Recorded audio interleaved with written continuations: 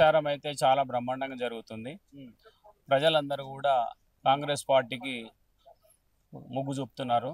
ఎందుకంటే మన నవీన్ యాదవ్ గారు యువకుడు, మరి గతంలో కూడా ఆయన 2 సార్లు ఎమ్మెల్యేగా పోటీ చేయడం జరిగింది. మరియు 10 మంది పేదవారికి హెల్ప్ చేసే వ్యక్తి కాబట్టి, ప్రజల్లో ఉండే వ్యక్తి కాబట్టి ఏదో నేర చరిత్ర ఉంది అని చెప్పేసి చాలా సోషల్ మీడియాలో సర్క్యులేట్ అవుతా ఉంది. అది మీడియా వాళ్ళకు ఎట్లా అంటే గిట్టని వాళ్ళు ఏదో విధంగా ఏదో రకంగా వాళ్ళు ప్రపగండ చేస్తున్నారు కాబట్టి అది ఏది అయినా కూడా సరి అయినది కాదు. ఆయన మంచి ఎడ్యుకేటెడ్ పర్సన్ కాబట్టి ఆయన చదువుకున్న దానికి ఇప్పుడు ప్రజల్లో మంచి సేవాభావంతో సోషల్ వర్క్ చేయాలన్న ఉద్యమంతో 10 మందికి హెల్ప్ చేయాలన్న ఉద్దేశంతో ఆయన ఈరోజు రాజకీయంలో ప్రచారం చేస్తున్నాడు. మరి అది దృష్టిలో పెట్టుకొని రేవంత్ రెడ్డి గారు బీఆర్ఎస్ అటు బీజేపీ చూసుకుంటే ఖచ్చితంగా సిట్టింగ్ స్థానం మాది అని బీఆర్ఎస్ చెప్తా ఉంది.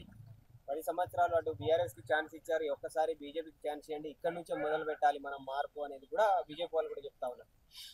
బీజేపీ వాళ్ళు ఇక్కడ లోకల్ ఎమ్మెల్యే లేరు, ఎంపీ ఉన్నారు, ఆయన ఢిల్లీలో ఉంటాడు. మరి లోకల్ సమస్యలు ఎప్పుడు పట్టించుకొని ఎప్పుడు చేసిండు అనేది వాళ్ళే గుర్తించుకోవాలి.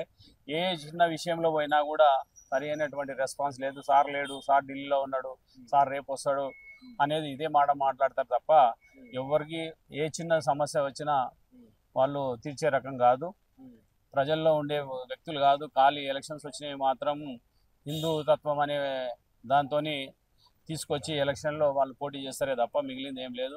అదే బీఆర్ఎస్ అయితే మాత్రం గతంలో ఆయన 10 సంవత్సరాలు పరిపాలించినటువంటి వ్యక్తి మరి షేక్పేట్ డివిజన్ని పట్టించుకోలేదు.